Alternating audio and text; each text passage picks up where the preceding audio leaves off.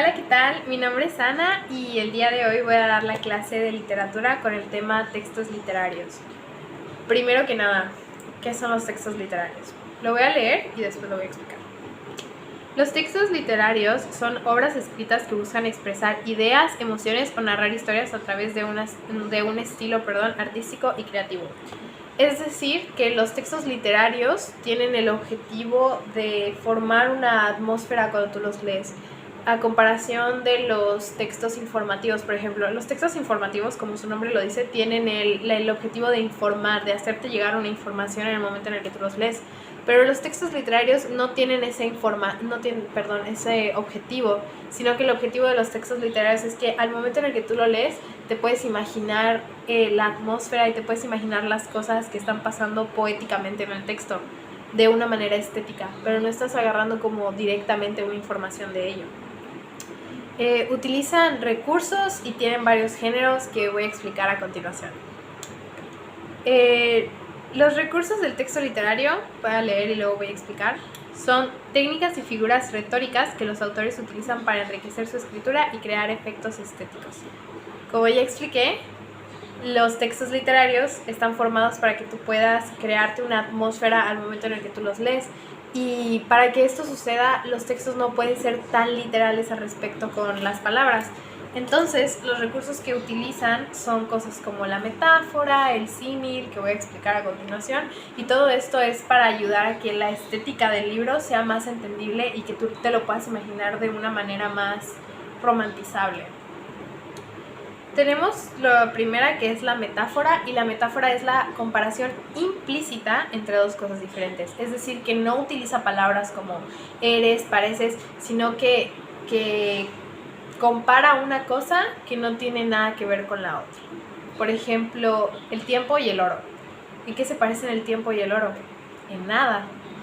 El oro, por ejemplo, es una cosa física y el tiempo no. Entonces no tiene una relación directa, pero con la metáfora implícitamente los puedes comparar. Puedes decir, el tiempo es oro.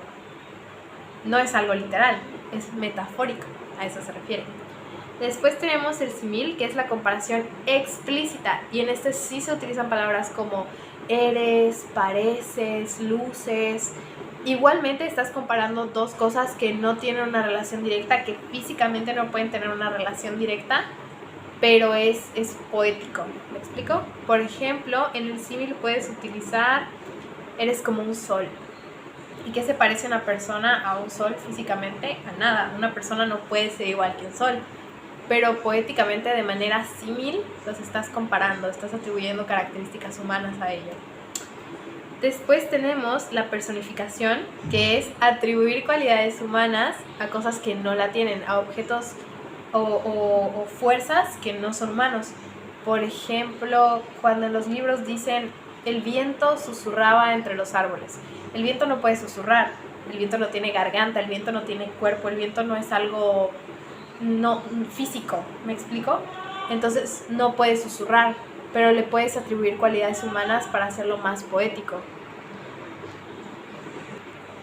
Después tenemos la aliteración, que es la repetición de sonidos en una misma frase, como por ejemplo los trabalenguas. Podemos utilizar el de 3 tristes tigres tragaban trigo en un trigal. No son la misma palabra, pero es el mismo sonido y se repite constantemente. Esa es una aliteración, perdón. Después tenemos la hipérbole, que es la exageración al enfatizar una frase. Por ejemplo, cuando una persona está muy ocupada, tiene muchas cosas que hacer y dice, tengo 1.000.000 de cosas que hacer. Esa persona probablemente no tiene 1.000.000 de cosas que hacer. Probablemente no es ni siquiera físicamente posible que una persona tenga 1.000.000 de cosas que hacer en un día. Pero como esa persona está muy ocupada, como esa persona tiene muchas cosas que hacer, dice, tengo 1.000.000 de cosas que hacer. Es una exageración, ¿saben? O cuando algo te sale mal y dices, me voy a morir, probablemente no te vas a morir, estás exagerando la situación. Eso es una hipérbole. Luego tenemos la anáfora, que es la repetición de palabras al inicio de versos o frases. Por ejemplo, aquí todo es calma, aquí todo es paz. Estás repitiendo aquí todo 2 veces, con con palabras similares. Por ejemplo, aquí todo es bonito, aquí todo es lindo. Estás repitiendo la misma palabra, pero con una terminación de sinónimos. Después tenemos la ironía, que es la expresión de una idea mediante su opuesta y usualmente se utiliza de manera humorística. Por ejemplo, cuando está lloviendo afuera, se está cayendo el cielo, así de que hay un montón de lluvia y dices, hoy es un día soleado. El día no está soleado, está lloviendo afuera. Eso es ironía, es sarcasmo. Luego tenemos el simbolismo, que como su nombre lo dice, es el uso de símbolos para representar una idea. Por ejemplo, las palomas como símbolo de paz. No puedes relacionar directamente las palomas con el concepto de la paz, pero puedes utilizar un símbolo que lo represente. Por ejemplo, puedes usar una calavera como señal de peligro. Son símbolos para relacionarse con cosas. Luego tenemos las imágenes sensoriales, que son las descripciones que se apelan a los sentidos creando una experiencia vívida. Y esto ayuda muchísimo a la atmósfera. Es como la utilización de sonidos, de olores, por ejemplo. Cuando en los libros te dicen, toda la habitación estaba inundada del olor a café. Es para que cuando tú lo estés leyendo puedas crear la atmósfera de café, de que te estás imaginando que en el libro, en la atmósfera que tú estás leyendo, todo huele a café. Eso es las imágenes sensoriales. Es como para que tus sentidos lo relacionen con la atmósfera. Luego tenemos la paradoja, que es cuando en los libros dicen el viento susurraba entre los árboles. El viento no puede susurrar, el viento no tiene garganta, el viento no tiene cuerpo, el viento no es algo no físico, ¿me explico? Entonces no puede susurrar, pero le puedes atribuir cualidades humanas para hacerlo más poético. Después tenemos la aliteración, que es la repetición de sonidos en una misma frase, como por ejemplo los trabalenguas. Podemos utilizar el de 3 tristes tigres tragaban trigo en un trigal. No son la misma palabra, pero es el mismo sonido y se repite constantemente. Esa es una aliteración, perdón. Después tenemos la hipérbole, que es la exageración al enfatizar una frase. Por ejemplo, cuando una persona está muy ocupada, tiene muchas cosas que hacer y dice, tengo 1.000.000 de cosas que hacer. Esa persona probablemente no tiene 1.000.000 de cosas que hacer. Probablemente no es ni siquiera físicamente posible que una persona tenga 1.000.000 de cosas que hacer en un día. Pero como esa persona está muy ocupada, como esa persona tiene muchas cosas que hacer, dice, tengo 1.000.000 de cosas que hacer. Es una exageración, ¿saben? O cuando algo te sale mal y dices, me voy a morir, probablemente no te vas a morir, estás exagerando la situación. Eso es una hipérbole. Luego tenemos la anáfora, que es la repetición de palabras al inicio de versos o frases. Por ejemplo, aquí todo es calma, aquí todo es paz. Estás repitiendo aquí todo 2 veces con palabras similares. Por ejemplo, aquí todo es bonito, aquí todo es lindo. Estás repitiendo la misma palabra, pero con una terminación de sinónimos. Después tenemos la ironía, que es la expresión de una idea mediante su opuesta y usualmente se utiliza de manera humorística. Por ejemplo, cuando está lloviendo afuera, se está cayendo el cielo, así de que hay un montón de lluvia y dices, hoy es un día soleado. El día no está soleado, está lloviendo afuera. Eso es ironía, es sarcasmo. Luego tenemos el simbolismo, que como su nombre lo dice, es el uso de símbolos para representar una idea. Por ejemplo, las palomas como símbolo de paz. No puedes relacionar directamente las palomas con el concepto de la paz, pero puedes utilizar un símbolo que lo represente. Por ejemplo, puedes usar una calavera como señal de peligro. Son símbolos para relacionarse con cosas. Luego tenemos las imágenes sensoriales, que son las descripciones que se apelan a los sentidos creando una experiencia vívida. Y esto ayuda muchísimo a la atmósfera. Es como la utilización de sonidos, digo no de sonidos, de olores, por ejemplo. Cuando en los libros te dicen toda la habitación estaba inundada del olor a café. Es para que cuando tú lo estés leyendo puedas crear la atmósfera de café, de que te estás imaginando que en el libro, en la atmósfera que tú estás leyendo, todo huele a café.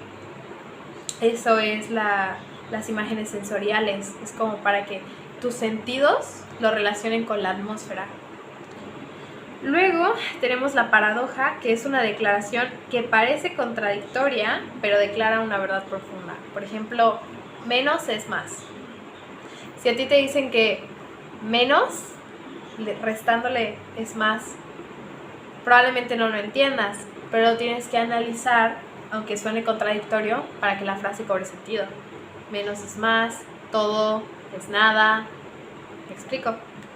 Esos son los 10 recursos de los textos literarios y, como ya expliqué, son para que la atmósfera cobre más vida, para que lo que estás leyendo cobre más sentido en tu cabeza y sea más fácil para ti atribuirlo a algo estético. Luego tenemos los géneros de los textos literarios.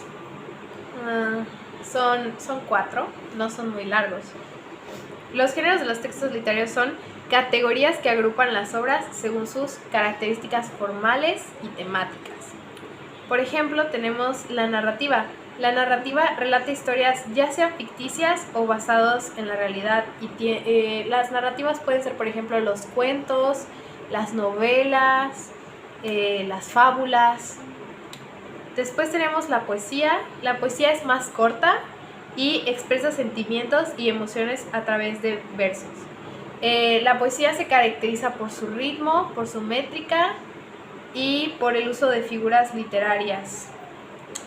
Puede incluir la lírica o la épica.